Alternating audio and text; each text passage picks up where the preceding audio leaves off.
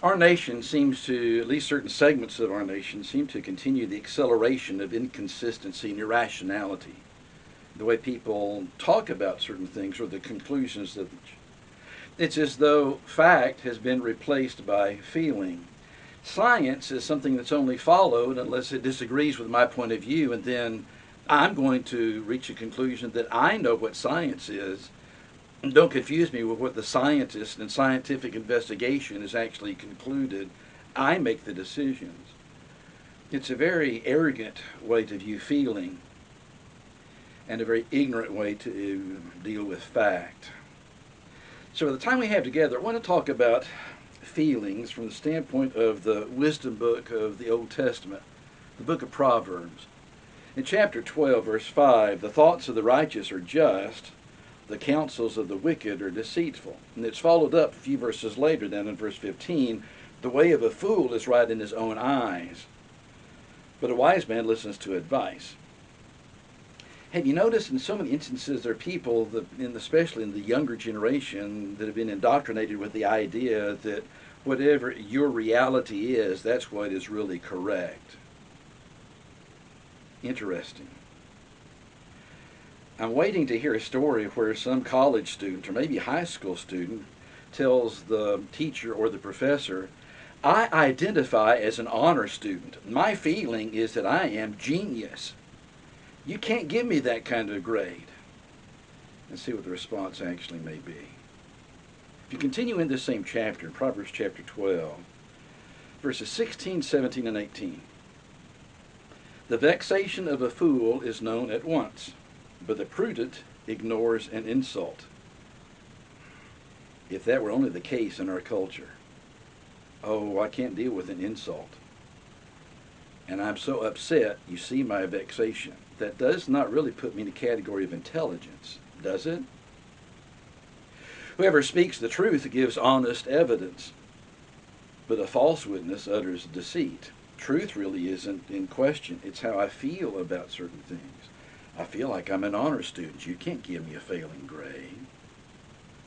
Verse 18, there is one whose rash words are like sword thrusts, but the tongue of the wise brings healing.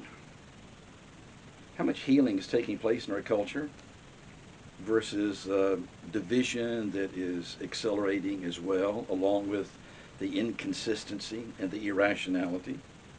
Verse 23, the same chapter. A prudent man conceals knowledge, but the heart of fools proclaims folly. Interesting statement, and very true. You can start putting these axiomatic statements into our modern culture.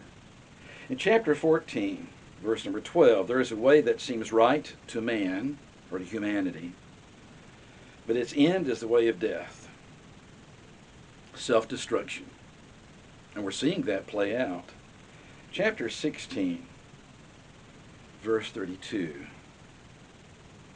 Whoever is slow to anger is better than the mighty, and he who rules his spirit better than he who takes a city as a victor.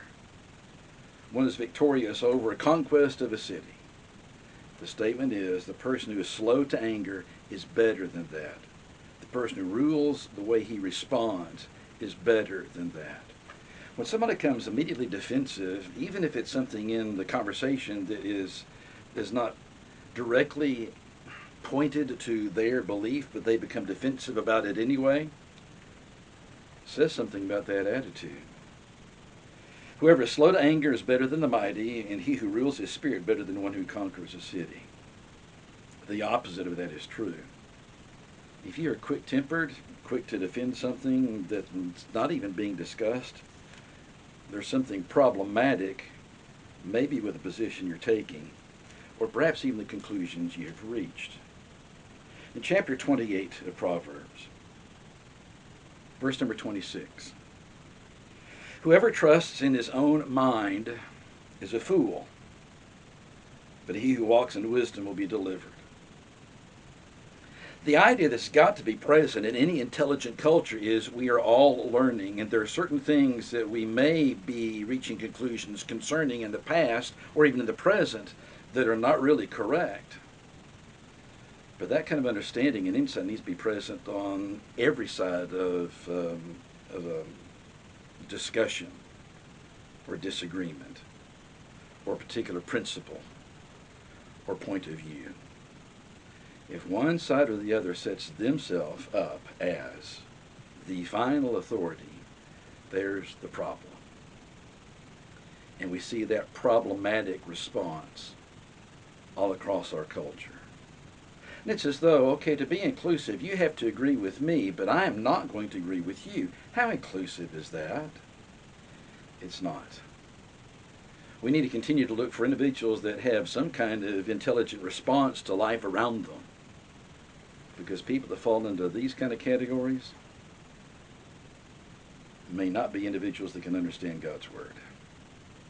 It's been stated in the past, I believe it's true, that Jesus never spoke above a fifth grade, maybe even a fourth grade level. We've got people in our culture that cannot understand that, even with college degrees. Simply cannot understand principles, axiomatic statements as being something that is true. Fact is elusive. Feeling rules the day. You need to look for people where there is an understanding that fact really is better than feeling. And pray that we find those people before it's too late. Please stay safe. We'll talk again soon.